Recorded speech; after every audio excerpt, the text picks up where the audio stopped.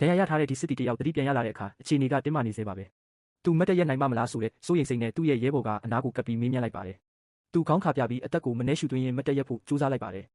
ရဲဘော်တွေကြားထဲမှာစကားသံတွေကတိုးညင်းနေပေမဲ့အဓိပ္ပာယ်တွေကလေးနက်နေပါတယ်တယောက်ကတော့နောက်ဆုံးအချိန်ထိသူတို့ရဲ့စွမ်းဆောင်ရည်ကိုယုံကြည်နေစေပါဒါပေမဲ့အခြေအနေကသူတို့ထင်ထားတာထက်ပိုဆိုးနေတာကိုသူတို့ရိပ်မိနေကြပါပြီအသက်ရှင်ဖို့လမ်းစာရှာရင်းနဲ့ပဲသူတို့ရဲ့စိတ်ထဲမှာတော့အိမ်ပြန်ရောက်ဖို့မျှော်လင့်ချက်တွေနဲ့လောင်မြိုက်နေတာပါအထူးသဖြင့်သူ့သမီးလေးရဲ့နာမည်ကိုတော့မပေးရသေးတဲ့အတွက်သူတို့အသက်ရှင်ဖို့ကိုပဲအဓိကထားနေကြတာပါသူတို့လမ်းဆက်လျှောက်ရင်းနဲ့ပဲအလင်းရောင်မိမ့်မိတ်အောက်မှာထိတ်လန့်စရာကောင်းတဲ့မြင်ကွင်းတစ်ခုကိုတွေ့လိုက်ရပါတယ်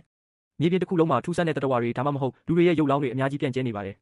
တယောက်နဲ့တယောက်အနီးကပ်ရှောက်လန်းရင်းနဲ့ပဲအဲ့ဒီအလောင်းတွေရဲ့ပုံစံကတာမန်သေးဆုံးခြင်းမျိုးမဟုတ်ဘူးဆိုတာကိုသူတို့ရိပ်မိလိုက်ပါတယ်စစ်တီတယောက်ကတော့မနေနိုင်တော့ပဲအနီးကပ်စစ်ဆေးကြည့်လိုက်ပါတယ်အဲ့ဒီရုပ်အလောင်းရဲ့အရေးပြားတွေကထူးဆန်းစွာတောက်ပနေပြီးတွေးပြက်စရာကောင်းတဲ့အခြေအနေမှာရှိနေပါတယ်ဒါဟာတဘာဝအတိုင်းသေဆုံးတာမျိုးမဟုတ်ပဲတစုံတစ်ခုသောရပူဇော်ပွဲဒါမှမဟုတ်ထူးဆန်းတဲ့အစီအရင်တစ်ခုကြောင့်ဖြစ်ရမယ်ဆိုတာကိုသူတို့နားလည်လိုက်ပါတယ်တစုံတစ်ခုသောအကြောင်းရင်းကြောင့်ဒီအစီအရင်တွေရုတ်တရက်ရပ်တန့်သွားခဲ့ပုံပါပဲဒီအကြောင်းရင်းကိုတွေးတောနေရင်းနဲ့ပဲသူတို့ရဲ့ခေါင်းဆောင်ကအပေါ်ကိုမော့ကြည့်လိုက်ပါတယ်အဲ့ဒီခါမှာတော့သူတို့ရှေ့မှာအကြီးမားဆုံးနဲ့အထူးဆန်းဆုံးအဆောက်အဦကြီးကိုတွေးလိုက်ရတဲ့အခါမှာတော့သူတို့အားလုံးအံ့အားသင့်သွားကြပါတယ်ဒီနေရာကသူတို့ထင်ထားတာထက်ပိုပြီးနည်းနည်းပြီးကြောက်မက်ဖွယ်ကောင်းတဲ့လှုပ်ဝက်ချက်တွေရှိနေတယ်ဆိုတာကိုသူတို့သိလိုက်ရပါပြီ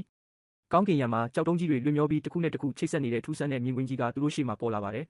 ကြောက်တုံးတွေကလေထဲမှာတည်ငြိမ်စွာနဲ့အစီအီတိဆောက်ထားသလိုဖြစ်နေပါတယ်ဒီမြင်ကွင်းကိုကြည့်ပြီးအဖွဲ့သားတွေအားလုံးအံ့အားသင့်နေကြပါတယ်သူတို့ရဲ့မျက်နှာတွေမှာမယုံကြည်နိုင်တဲ့အရေးအယောင်တွေထင်ဟပ်နေပါတယ်အထူးသဖြင့်အဖွဲ့တွေကမိန်းကလေးတစ်ယောက်ရဲ့မျက်လုံးတွေထဲမှာကြောက်ရွံ့မှုတွေအပြည့်ရှိနေပါတယ်သူမရဲ့အခြေအနေကိုမြင်တော့အနာကလူကဘာဖြစ်တာလဲလို့စိုးရိမ်တကြီးမေးလိုက်ပါတယ်သူမကတုံတုံရင်ရင်နဲ့ဒါဟာကိုထက်မြောက်နတ်ဆိုးမျောစင်ဖြစ်ကြောင်းပြောပြလိုက်ပါတယ်ဒါဟာရှေးခေတ်ကနတ်ဆိုးတွေရဲ့ဘရင်မောက်ကိုချုပ်နှောင်ထားတဲ့နေရာလို့သူမကယုံကြည်နေပါတယ်သူမရဲ့စကားတွေကတခြားသူတွေကိုထိတ်လန့်သွားစေပါတယ်သူတို့အဖွဲ့တွေကတခြားသူတွေကတော့ဒါကိုမယုံကြည်နိုင်ဖြစ်နေကြပါတယ်ဒါပေမဲ့အခြေအနေကပိုပြီးတင်းမာလာပါတယ်နောက်ဆုံးမှာတော့အဖွဲ့တွေကလူတစ်ယောက်ကဒါဟာနတ်ဆိုးကြောင့်မဟုတ်ဘဲတက်လိုက်ဆက်ကွင်းကြောင့်ဖြစ်နိုင်တယ်လို့ရှင်းပြလိုက်ပါတယ်